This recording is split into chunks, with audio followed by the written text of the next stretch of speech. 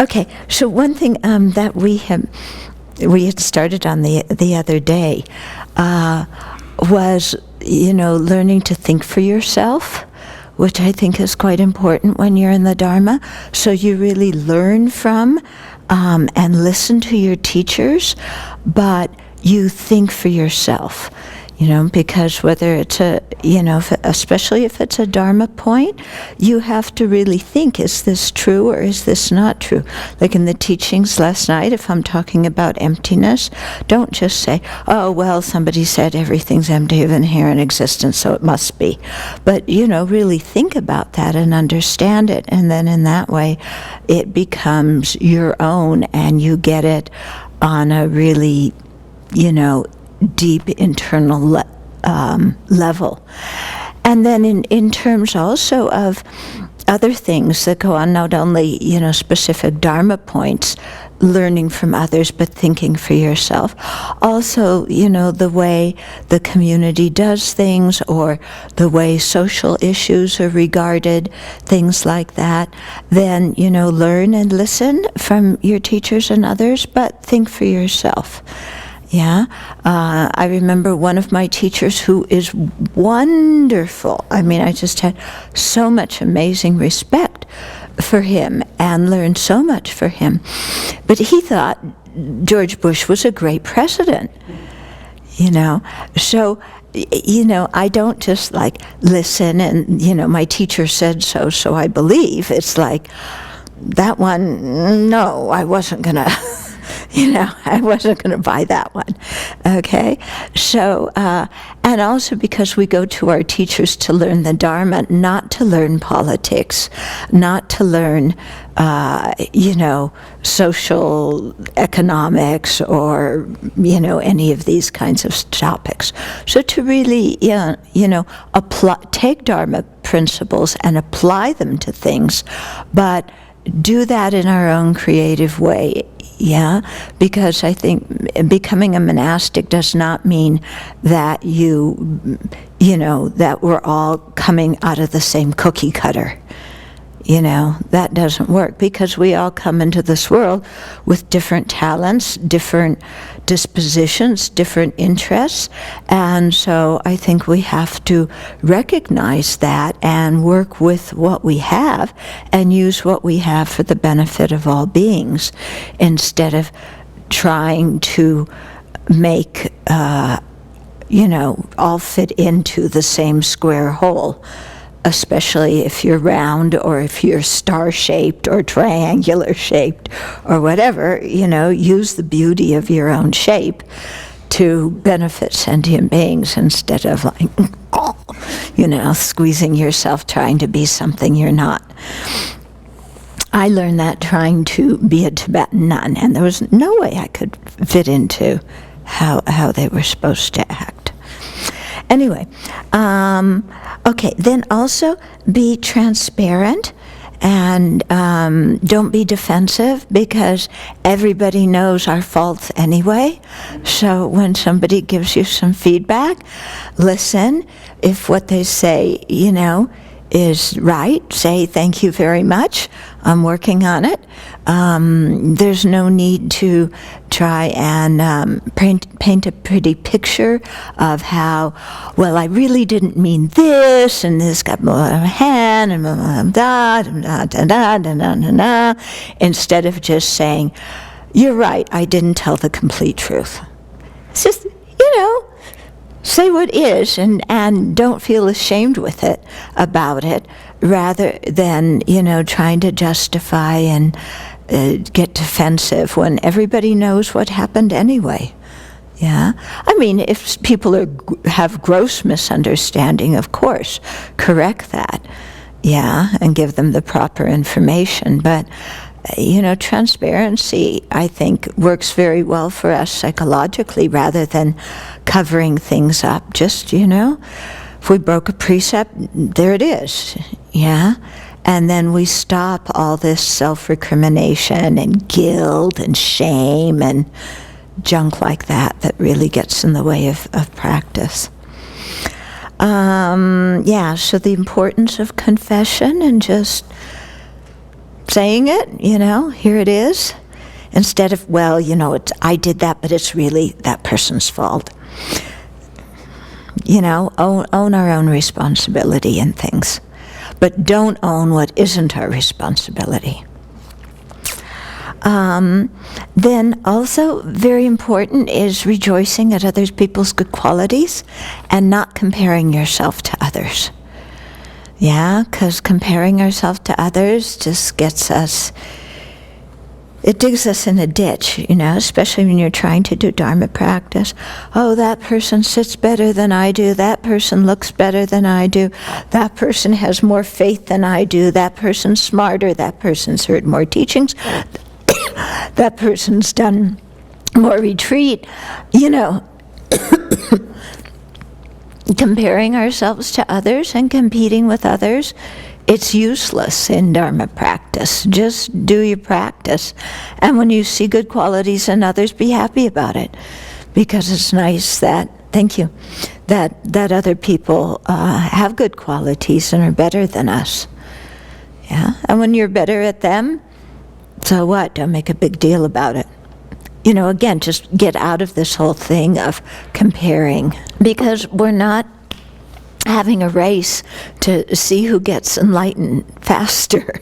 That's not our motive. Our motivation is to benefit sentient beings. So everybody does that in their own way. We don't need to compete. Have a long-term view. Yeah, so be content to create the causes in your practice by following the teachings, and stop waiting for grandiose flashes of, insight to occur and instances of samadhi that then you can go tell everybody you've had. But just be content, to do your practice. Study. Because study is important. If we don't study, we don't know how to meditate. If we don't study, we don't know what the Dharma is, and we wind up making up our own path. And that's dangerous. Yeah, so it's really important to study from, not only the sutras, but from the great commentators and the learned masters. Have a good motivation for our practice. Yeah, really make cultivating motivation a really chief focus, because if we have a good motivation of, wanting to attain liberation, wanting to work for sentient beings, and thus wanting to attain full awakening, then that long-term motivation will sustain us through the ups and downs of practice. If our motivation in the back of our mind is to have some kind of peak experience, or to become a Dharma teacher, or to, something like that, that motivation will not sustain our practice, and it also contaminates our practice with worldly gain. And wanting to be somebody, I'm practicing so that I can be a Dharma teacher. Then I have a career. Yeah? And Dharma's not a career. Yeah? Dharma is our life. Remember the kindness of others all the time, and really make that a chief meditation. I find personally that helps the mind so much, is reflecting on the kindness of others, because it just makes relationships with other people easier. It reduces anger, it reduces competition, it reduces jealousy. Yeah, and just for me anyway, thinking of the kindness of others just brings much more contentment to the mind. Yeah, so not only the kindness of, parents and teachers and friends, but the kindness of strangers and the kindness of people who harm us as well. And then when you ask others for guidance, really listen to the guidance they give you, but like I said, think for yourself. And when others ask you for help in the Dharma, really listen to them before saying something. Yeah, try to hear when people ask you questions what their real question is, what their real concern is, and address that. And then, I mentioned this before, differentiate between what is Dharma and what is religious institutions, because they're completely different. Yeah, the Dharma is our refuge with the Buddha Dharma Sangha, direct access. Yeah, a religious institution is something formed by human beings, and of course, not all Buddhists are Buddhas, so religious institutions are going to have difficulties and so on. Yeah, so I see our job as going deep in our refuge and deep in our practice, yeah, and to have as much of a religious institution as is necessary to encourage practice, but not one bit more. In other words, our purpose is not to create and reinforce and be a team member of a religious institution. Our aim is inner transformation.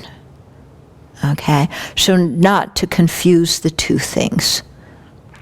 Yeah? Because institutions have problems. And if your refuge is in the institution, when the institution has a problem, then your refuge gets shaky. But if your refuge is in the Buddha Dharma Sangha, then you know that even when institutions have problems, you can bring compassion and wisdom to those problems without letting those problems make you discouraged or, cause you to lose faith in anything. Okay, so that's what I thought of so far. Yeah. Yeah, anybody have questions or comments? Right, it's a balancing act between learning from others and thinking for ourselves. And especially at the beginning, you really want to learn and listen.